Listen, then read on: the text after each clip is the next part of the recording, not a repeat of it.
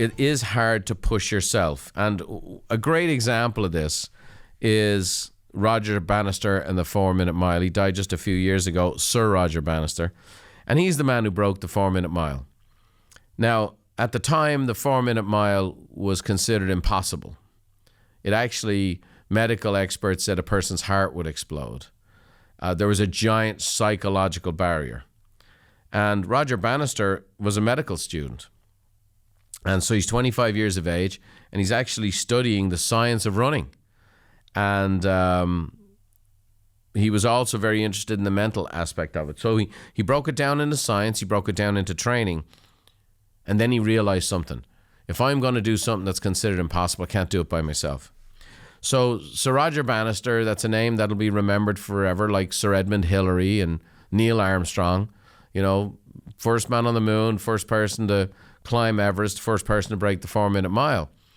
Each one of these people will always talk about all the people that helped them there, because you can't push yourself.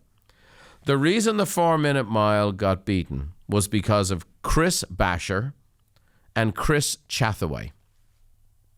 Those are two names that fervent historians of sports wouldn't know. People who studied the 4-minute mile. It's hard to find these names. I dug it up. Chris Brasher, he was actually a steeplechase runner, and he said, I'm going to set the pace. So it was the first time ever where a runner realized, I need help in order to do something great. So Chris Brasher said, I'm going to run at this pace to get you so that when you're halfway there, you'll be right on track if you stay on my shoulder to break the 4-minute mile. And then Chris Brasher ran that race. Bannister was on his shoulder, and then Brasher dropped off the pace. As Brasher drops off the pace, Chris Chathaway comes along and provides the necessary nudge. And now he runs the third lap to get it. Okay, now we got into this exact moment. You know exactly what you need to do. And he needed to run the last lap in 59 seconds. So when Chris Chathaway broke away, Bannister knows 59 seconds, I break the 4-minute mile. And he did. Now, what was considered impossible and had been considered medically impossible can't be done. Psychological barrier, this couldn't be done.